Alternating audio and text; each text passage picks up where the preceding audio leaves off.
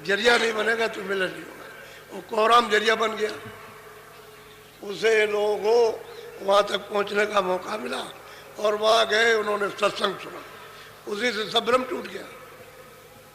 करनी सत्संग से भ्रम चला जाएगा, विवेक आ जाएगा। रास्ता तो बाद में है, पहले सत्संग, सब जितने भ्रम सब तोड़ दे, वो विवेक हो जाए। संसार का सत्य ये विवेक हो जाए। बुद्धि जब परिपक्व हो जाए सत्संग सुन करके, तो बुद्धि को कोई ठग नहीं सकता, धोखा नहीं दे सकता। तो जैसे ही परिपक्व हो जाए, दीन हो गया, और दीन हो गया, उसे दीन को मिल जाएगा। वो दीनानाथ है, दीनों पर दया करता है। सबको ऐसे ही मिला, सब रोए, बहुत रोए। बेअदीन के दृष्टांत को आप सुने तो बहुत रोए ये सब लोग, और सबको मिल गया, और उन्होंने रास्ता दे दिया और सबको अपने सामने ही पहुंचा दिया। स्त्रियां भी इसमें, जैन मत के भी हैं, वैष्णव मत के भी हैं, सन्यासी भी है इसमें, और जात के इसमें क्षत्रिय भी है, तो ब्राह्मण मुसलमान भी है इसमें, मुसलमान। वो तो शेख तकीब मियाँ, वो तो काशी में मजिस्ट्रेट थे, बहुत अच्छा इंसाफ करते थे। ये भी उसी कोहराम में फंस गए, उसी झगड़े में। इनके सामने तो पूरा ही झगड़ा था, तो ये उस झगड़े को समझने के लिए चले गए, और वहाँ जाकर के उनका दीदार दर्शन हो गया। उन्होंने पूछा खुदा के बारे में, तो फौरन बताया उर्दू में, जैसे ही समझाया उर्दू जबान में, बस मतलब चुप हो गया, बिल्कुल गमगी, एकदम चुप हो गया, कोई जवाब नहीं। उनके जवाब के उत्तर के सामने कोई जवाब, फौरन बस वो दीन हो गया, उसको भी रास्ता दे दिया, वो भी रो जाए। और देखा कि अब तो ये मालिक को चाहता है, तो उसको भी अपने सामने ही पार किया। कहने का है कोई न कोई वसीला, जरिया, कारण वहाँ तक पहुँचने का। घर वाले, झगड़े वाले, कोई ये वाले, कोई वो वाले, कोई मिलने वाले, कोई निंदा करने वाले, कोई ना कोई मिल जाए तो जरिया बन जाएगा, वहाँ तक पहुँच जाएगा। ये होता है, कारण जरूर बनता है, बगैर कारण के नहीं। और वो जो बहुत ऊंचे दर्जे के संस्कारी होते हैं, सीधे ही मिल जाते, सीधे ही मिल लेते हैं, क्या हो यहाँ ऐसे मिल जाए। बोलो कुछ तो बोलो, कुछ बोल दो।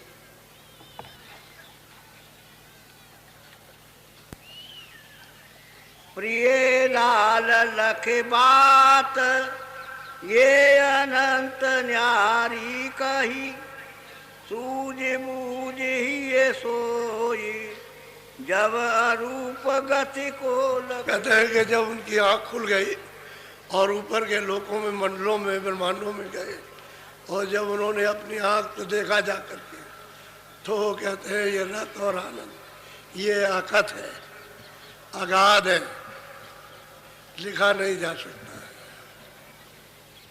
जो नीचे की लेखनी है वो भी इशारा ही करती है, वो भी वहाँ का, क्योंकि वहाँ की चीज़ें यहाँ नहीं है। ये जरूर है कि छाया है यहाँ, तो वो भी छाया की छाया, छाया ऊपर से छाया पड़ी, उसकी छाया, फिर उसकी छाया, उसकी छाया, उसकी छाया, तो ये छाया है। कितने भागों में बढ़ गई छाया। ये चांद, सूरज, सितारे जो दिखाई देते हैं ये असली नहीं है। इनकी छाया पर्दे पर, पर्दे की छाया इधर इस पर्दे पर, उसकी छाया उस पर, यानी उसका प्रतिबिंब उस पर और उसका प्रतिबिंब उस पर, और वो ये प्रतिबिंब, ये प्रतिबिंब है, ये असली सूरज नहीं है। असली सूरज के मंडल तो ऊपर है, तारागणों के मंडल ऊपर है, चांद के मंडल ऊपर है, ऊपर बहुत कुछ है, लेकिन वो छाया है। ये मसाला बस छाया का है, अंत में छाया हो जाए, क्या हो जाए, गायब हो जाए। छाया दिखाई देती है दिन में, ये टंकी है वो छाया, ये मकान बना उसकी छाया, ये मंदिर है उसकी छाया, जब रात हो जाएगी तो गायब। ये सब छाया। जितना भी मसाला बना, जो आकार में, चित्रकारी में, सुंदरता में, कारीगरी में जो कुछ भी दिखाई देता है ढांचे में, ये सब छाया, अंत में सब ये भी छाया। जिसमें ये तुरंत बैठी है वो भी चाहिए। तभी तो रोते मेरा बच्चा। अरे भाई तुम्हारा बच्चा कहाँ है? वो तो तुमने छाया पकड़ी है। जो बच्चा था उसको तो आपने परख नहीं पाया, वो तो निकाल दिया गया। ये बच्चा थोड़ी है, ये तो छाया है। अब इसको पकड़ के रो या इसको मतलब है जो कुछ, अंत में तो ये है कि चले जाओ, इसको गाड़ जाओ या इसको जला दो या इसको मतलब है कि पानी बहा दो। छाया किसी की नहीं होती है। इसी धोखे में आप फंसे हो। तो बिना सत्संग के विवेक नहीं होगा, इतना आप फंस गए हो। सत्संग मिलेगा तो विवेक होगा, और सत्संग नहीं। और सत्संग से ही सबने पाया, बिना सत्संग के किसी को नहीं मिला। अभी तक तो किसी का प्रमाण है नहीं कि बिना सत्संग के मिल गया हो। सबको सत्संग के द्वारा मिला, उसके बगैर वो जानेगा ही नहीं। बोलो। ये घर अगम भेद है भाई, सत्संग करे लखे तब कहते हैं कि ये घर का जो भेद है अगम है। सत्संग करेगा तो भेद मिलेगा। अगम का भेद अपने घर में जाने का, और सत्संग नहीं करेगा तो वो भेद अगम है, वो नहीं मिल सकता, कोई नहीं जान सकता। अरे आप इतने दिनों से आ रहे हो, हम तो बाहर जा रहे हो, ये तमाम लोग आपके सामने ही आए हुए हैं। जो सुबह थे उससे ज़्यादा आ गए, वो आ गए लोग, और रात भर चलेंगे, और कल दिन भर चलेंगे। कल देखिएगा आप इसकी उपस्थिति को। तो आप ऐसा मत समझो, मैं तो बहुत भ्रमण किया मैंने, वहाँ आपको बताया था। एक घड़ी के सत्संग में, 2 घड़ी के, एक दिन के 2 घंटे के सत्संग में आपको बहुत सुनाया, लेकिन वो जो सुनाया वो पढ़ा है आपने, वो कभी न कभी आपके उसको उपयोग में आ जाएगा। ऐसा नहीं है कि बीज डाला गया तो वो काम नहीं करेगा, पढ़ा है। जब ऋतु, जब मौसम उसका आएगा तो जम आएगा। डाल दिया बीज, पड़ा हुआ है। बहुत से जमीन में बीज पड़े हुए, चाहे जितनी गर्मी, अभी बरसात हो जाए तो नहीं जमेगा। जब जाड़ा आएगा तभी जमेगा, चाहे जितना पानी गिरे। बाद जाड़ा लगा, चाहे पानी बढ़ते ना बढ़ते, वो भी जमे आएगा। तो महात्माओं का डाला हुआ बीज वो नाश नहीं होता, वो नहीं नाश होता।